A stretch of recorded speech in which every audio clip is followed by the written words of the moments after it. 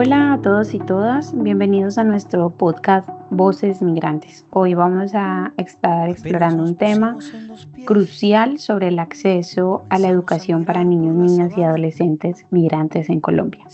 A lo largo de este episodio vamos a estar respondiendo algunas preguntas clave sobre cómo se garantiza este derecho y las barreras que aún persisten. Para ello contamos con la presencia de una invitada muy especial, la magíster María.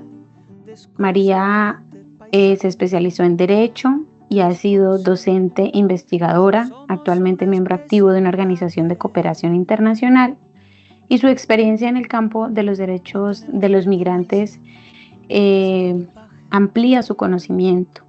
Además de su conocimiento sobre políticas educativas, nos van a brindar una perspectiva más amplia e importante del tema. María, bienvenida. Hola Laura, es un gusto para mí estar hoy en el podcast Voces Migrantes. Espero que mi conocimiento aporte mucho a nuestros oyentes. Así será. Bueno, comencemos. Voy a ir enrutando esta conversación, haciéndote algunas preguntas sobre diferentes aspectos que me parecen importantes que las personas reconozcan, que identifiquen y que sobre todo clarifiquen.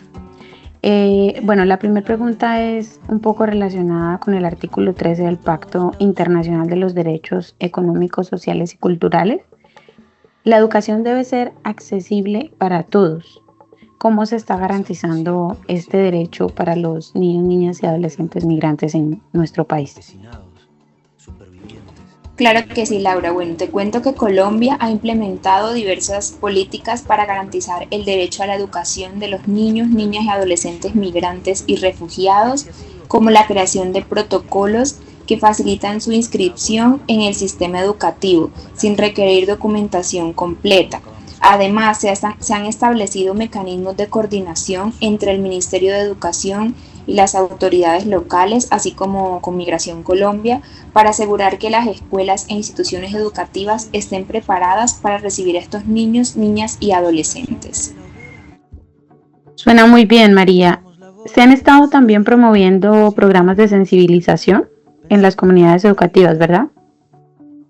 Exactamente. Se han fomentado todos estos programas con el fin de crear un ambiente inclusivo.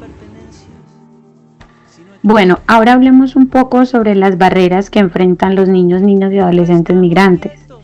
De acuerdo con la observación general 13, esta menciona que la educación debe ser accesible sin discriminación. ¿Qué medidas se han tomado para eliminar las barreras del acceso a la educación? Excelente pregunta, muchas gracias Laura, porque esto me permite informarles que el gobierno colombiano ha flexibilizado los requisitos de matrícula, permitiendo la inscripción de niños, niñas y adolescentes migrantes sin documentación completa, es decir, solamente los niños con su cédula de identidad en el caso de los niños venezolanos o con el acta o partida de nacimiento pueden ser inscritos en las instituciones educativas. También es importante mencionar que hay programas de apoyo psicológico tanto para los niños como para sus familias y campañas contra la discriminación o xenofobia en las escuelas. Bueno, aquí una duda muy persistente y es aclarar un poco, ¿es necesario que los niños, niñas y adolescentes cuenten con el PPT, el permiso temporal de protección, para acceder al servicio de educación? Actualmente no se requiere que los niños, niñas y adolescentes migrantes cuenten con el permiso de protección temporal para acceder a la educación en Colombia. De hecho, la Corte Constitucional de nuestro país ha establecido que la educación es un derecho fundamental que debe ser garantizado para todos los niños, niñas y adolescentes que se encuentran en el territorio, independientemente de si su estatus migratorio es regular o irregular. Así no tengan una visa, así no tengan un PPT, así no tengan un PEP, como se mencionó, solamente con su cédula de identidad o su acta o partida de nacimiento. Las inscripciones educativas, las instituciones deben permitir la inscripción y la asistencia de estos estudiantes sin exigir un PPT o un documento de regularización como condición para acceder al sistema educativo. Sin embargo, es importante también que la comunidad tenga conocimiento que si no cuentan con un documento de regularización o un PPT, esto puede complicar un poco la continuidad educativa en algunos casos, como en casos que quieran ingresar a una universidad, a un instituto técnico y demás. Muy valiosa esta aclaración. Bueno, y adicionalmente, María, ¿cómo se capacitan a los docentes para abordar estas necesidades? Bueno, actualmente se les está ofreciendo una formación específica para reconocer y atender las particularidades de la población migrante que está ingresando en nuestro territorio. Actualmente esta población, un 80% es de nacionalidad venezolana. También se les está formando específicamente en temas de xenofobia para evitar pues estas barreras persistentes. Y ya yéndonos a un poco a nivel territorial, ¿cuáles son las barreras que aún persisten? Bueno, Laura, te cuento que a nivel territorial persisten barreras como falta de documentación adecuada. Algunas familias en su tránsito hacia Colombia extravían sus documentos, no tienen fotocopia, no tienen respaldo de ellos en medios digitales, lo que dificulta un poco la identificación de los niños, niñas y adolescentes. También es importante mencionar que las familias en ocasiones no saben cuáles son sus derechos y el acceso y cuáles son los accesos a los servicios educativos, lo que implica su capacidad un poco reducida de pronto para inscribirse, no saben cuáles son los requisitos, no saben a dónde acudir. Otra barrera importante es que los costos, sí sabemos que son familias que llegan a casi un empleo estable, sin un empleo formal y que deben asumir algunos costos para enviar a sus hijos al colegio, como el transporte, los uniformes, los útiles escolares, lo que puede significar un obstáculo para su inclusión educativa. Claramente todos estos aspectos que han mencionado juegan un papel importantísimo en el acceso a la educación. Bueno, y conversemos un poco también del impacto de las características de disponibilidad, accesibilidad, aceptabilidad e incluso adaptabilidad. ¿Qué desafíos se están enfrentando en este momento? Claro que sí, bueno, voy a ser acá un poco breve porque sé que tenemos pues, un tiempo un poco limitado con nuestra audiencia. Voy a mencionar que la disponibilidad pues, se ve afectada por la insuficiencia de escuelas en zonas donde se encuentran estas poblaciones, limitando también su acceso a las mismas. La accesibilidad puede estar comprometida por la discriminación, la xenofobia y la falta de recursos económicos, lo que impide que los niños pues, asistan a las escuelas. La aceptabilidad es crucial, ya que los programas educativos deben ser culturalmente pertinentes y de calidad, lo que a menudo pues, no se cumple en el caso de los niños, niñas y adolescentes migrantes. Y finalmente, la adaptabilidad es necesaria para que las instituciones se ajusten a las diversas necesidades de estos niños. Pero muchas veces las escuelas o instituciones educativas no están preparadas para ofrecer un entorno inclusivo y flexible, lo que dificulta la integración en el sistema educativo. Bueno, muy valiosa esta información porque persisten aún las barreras, los limitantes para el acceso a este derecho tan importante. Movámonos un poco, María, hacia las implicaciones legales. La Corte Constitucional ha hecho énfasis en la situación de vulnerabilidad de los niños, niñas y adolescentes migrantes. En la sentencia específica T-356 del 2023, ¿qué podemos encontrar? ¿Qué implicaciones tiene esta sentencia para el acceso a educación? Bueno, les cuento que la sentencia pues es del año pasado y esta sentencia insta a las instituciones a ser más flexibles en la aceptación de los estudiantes migrantes y a no poner barreras burocráticas que afecten sus derechos. Independientemente de su estatus migratorio, ya sea regular o regular, el niño, niña y adolescente tiene derecho a acceder a la educación.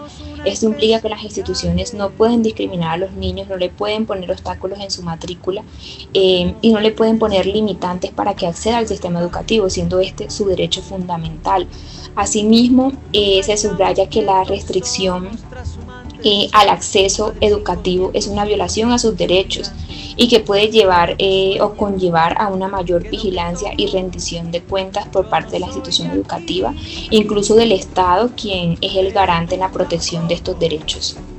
Muy acorde tu explicación porque muchas veces no tenemos claridad sobre las implicaciones que tienen estas sentencias o pronunciamientos de la Corte y que de alguna manera nos van a permitir a la población migrante tener unos fundamentos legales para acceder al derecho educativo.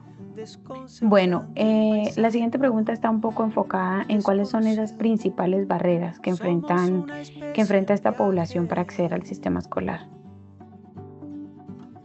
Claro que sí, bueno, estas barreras son persistentes, incluyen la inestabilidad económica y social que viven las familias migrantes, la falta de documentación, el desconocimiento del sistema educativo del país receptor, la xenofobia. Son discriminaciones que pueden afectar tanto el acceso inicial a la educación como la permanencia en el sistema escolar. A veces, por más que se capaciten a los funcionarios, la discriminación puede venir de los profesores, del área administrativa e incluso de los mismos compañeros. Otro factor importante es la movilidad de las familias que hay que tener en cuenta, toda vez que las familias, al no encontrar tal vez un empleo formal o por otros factores, se están movilizando constantemente, ya sea dentro del territorio nacional o a un tercer país, lo que implica que los niños tengan que detener sus estudios, posponerlos y continuarlos en otro país o en ocasiones no darle continuidad al mismo.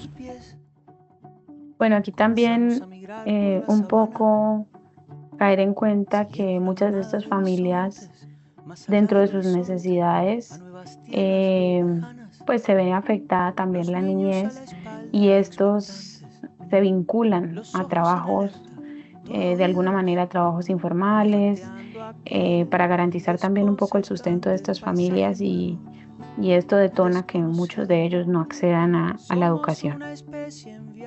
Bueno, ya en cuanto a las razones de inasistencia escolar, ¿qué nos puedes contar, María?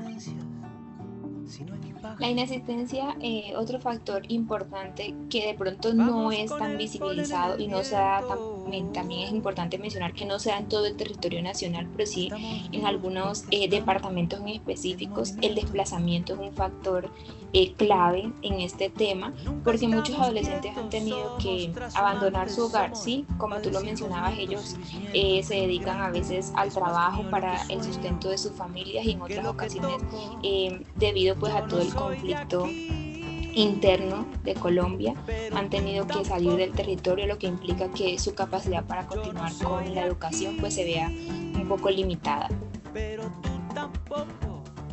Entendemos.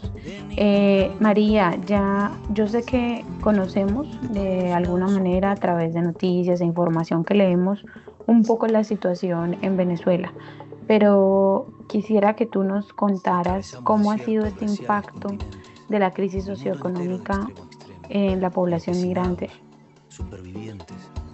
Claro que sí. Bueno, la crisis socioeconómica en Venezuela ha provocado un déficit en la calidad educativa, donde muchos niños, niñas y adolescentes ya enfrentaban problemas de desnutrición, falta de recursos y escasez de material educativo. Esto ha llevado a un bajo rendimiento académico, lo que agrava su situación al migrar, ya que llegan a otros países, en este caso a Colombia, que es el país receptor, sin una base educativa sólida que facilite su integración en el nuevo sistema escolar. Claro, aunque se han logrado muchos avances, todavía es claro que hay mucho por hacer para garantizar el goce efectivo de este derecho, sobre todo en esta población que ha sido a lo largo del tiempo tan vulnerada. Así es, la educación, como todos lo sabemos, es un derecho fundamental y es crucial que se sigan desarrollando políticas inclusivas que garanticen el acceso, y no solo el acceso, sino la permanencia de todos los niños, niñas y adolescentes en el sistema educativo, independientemente de su origen, ya sean colombianos, venezolanos o de otra nacionalidad. Bueno, María, agradecerte por compartir un poco de tu conocimiento y de tu experticia en el tema. Gracias a ustedes por la invitación. Bueno, recuerden seguirnos en nuestras redes sociales y compartir este episodio para crear conciencia sobre este importante tema. Nos vemos en el próximo capítulo de Voces Migrantes. Lo mismo con las canciones, los pájaros, los alfabetos. Si quieres que algo se muera, déjalo quieto.